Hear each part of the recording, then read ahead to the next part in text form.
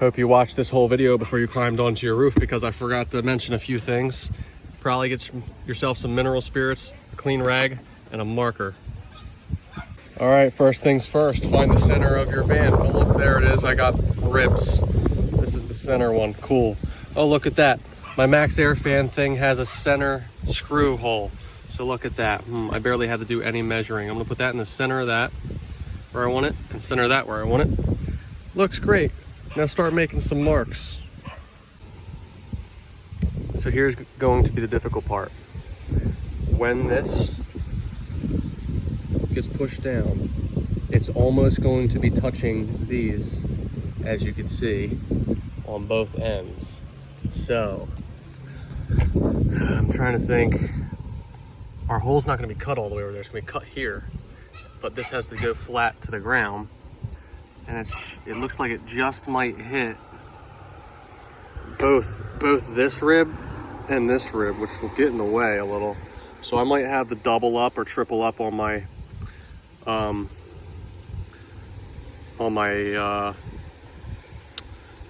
putty stuff. What is that called? That round stuff there? I can't remember right now. Hey babe. Yeah. What's that stuff called? Butyl tape. Butyl tape. Got it.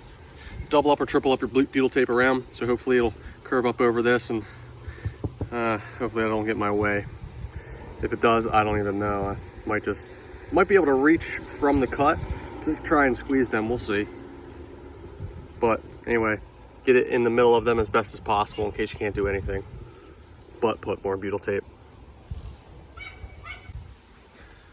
All right, so I ran my marker around the inside edge there because it's going to be really hard for you to try to run a marker below the lip and around the outside edge there. Plus, it's not even touching. So my mark's a little inside of where I want to cut. So I'm going to cut outside of that whole line so that this will fit in perfectly. There it is, the marking for the first one. Ha ha ha. Put a little bit of mineral spirits on your rag and wipe around the whole outside. You're not going to need it to be super clean yet, but it's a good time to get started. Don't put it on like this.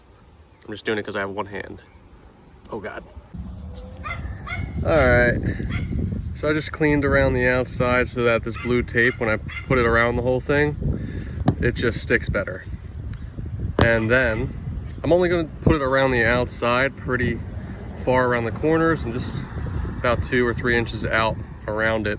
So what that'll do is just protect your roof from getting more scarred up from the jigsaw. This might even get in my way. I might even use the grinder on these sides, and this will get in my way for sure. I might just use a grinder. Apologies, I'm pretty bad at telling you what you need at first, but gloss paint, primer. After you cut your hole and sanded your hole down, you're going to want to prime it. And after that dries, I'm going to go gloss clear coat it. And then, after everything's said and done, this guy's got the stuff. Lap sealant, self-leveler. Get it. Some more stuff you're going to need to do. Put a tarp down where you're cutting the hole. Preferably tape a trash bag to the ceiling where you're cutting the hole. Preferably around the lines where you'll be cutting, so that all the shavings fall into the bag, and so does the piece of metal that's going to be falling down. The tarps hopefully to collect any other stuff that may fall down, including the bag if it decides to fall. Okay, let's get started. You can see I drew a line around the line I already drew to hopefully make up for the rest of that plastic. So I'm going to cut on the outside edges of that black line I made. And I'm going to use my grinder. You should always wear gloves, eye protection, mask, any PPE that you got.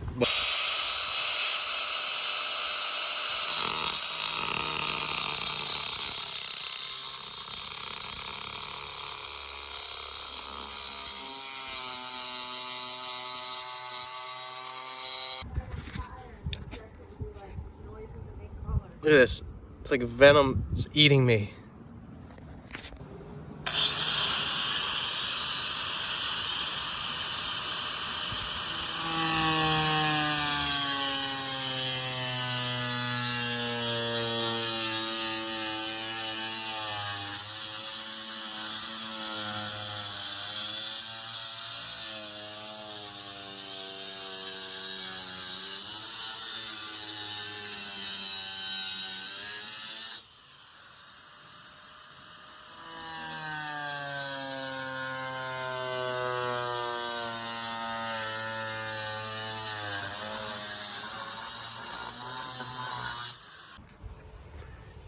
Christina told me to put on the safety goggles, and I'm glad I did. But we got a decent hole in here. I'm about to start grinding all around the edges with a diamond bit in my drill to sand down the sharp edges on this guy, get it ready for some paint. Hit that real quick. This is the diamond bit I was telling you all about. It's originally for Dremels. Well, put it in the end of my DeWalt here, my 60-volt battery. And I'm just gonna sand down all the way around. Oh, and we hung the trash bag back up, it fell. All right, so this is where this tool comes in handy. These bump ups, all these bumps, boy, you squeeze the crap out of them and try to get it as straight as possible. Even when it starts looking really funky, like this, deal with it, because that's what you got. Butyl tape will take care of the rest. There she is, set in. I know I didn't get to show you the rest of the steps on putting it on, but I got one more to do today, so I'll show you on that one. Last night when the sun went down, that's when I did all the rest of this work. It was dark out here, waiting for the paint to dry so I could put the butyl tape on and then set the ring inside. But I got this one all on. Here's what it looks like finished. Bring it around the side. And look how close I got to, this is fully closed, right? So look how close I got to hitting the camera. I got so close. Wow. But this thing's awesome. The sealant leveled out nicely all over the place. Ugh. I'm loving it. And I'll show you what it looks like open too.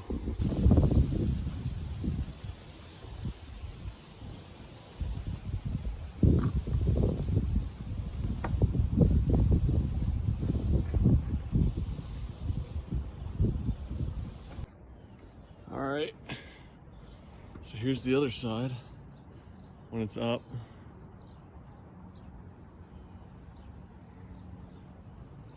I think overall it looks really nice up here.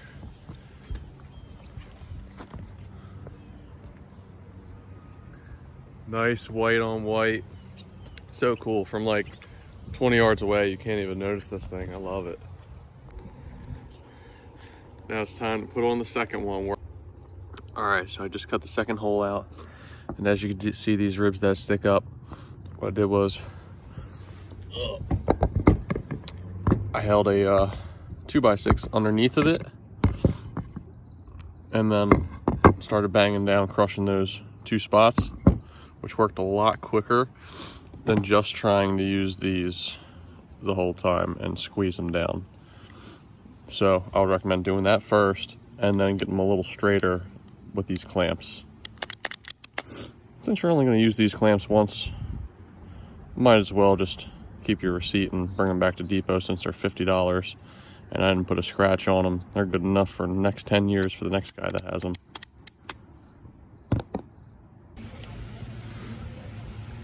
She's all painted up.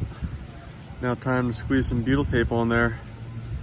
So there's the front of the vehicle. So what I'm gonna do, since the wind's gonna be blowing this way when we're driving, say it's a crazy rainstorm and the rain's hitting the roof and wanting to come this way. So we're gonna start laying tape in the back and then overlap it from the front and then overlap that tape on the front end there. All right, there she is, folks. And that's our front one. Just gotta go around, take a razor knife, trim off all your excess butyl tape. Followed by that is you get your lap sealant up here, self-leveling roof sealant, and squeeze it all as deep in these crevices as you can, whatever's left over that the butyl tape didn't spew out, all around it, all the way around. I waste a whole caulk tube around everything down here, not in here, just on top of the lip, under the lip out here, and around and over the screws. And it should be watertight. Don't quote me on this.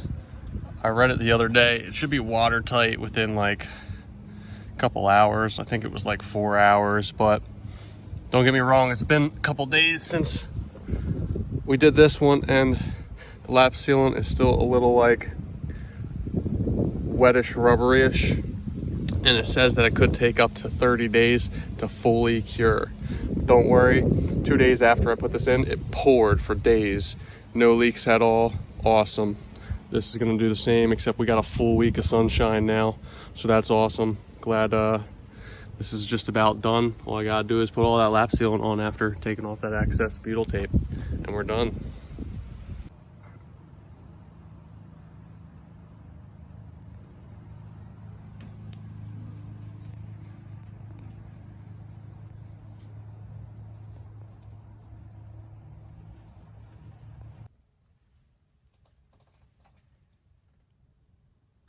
Thank you for watching this video. If you enjoyed, please hit the thumbs up for a like and subscribe so you can see what comes next of this van build.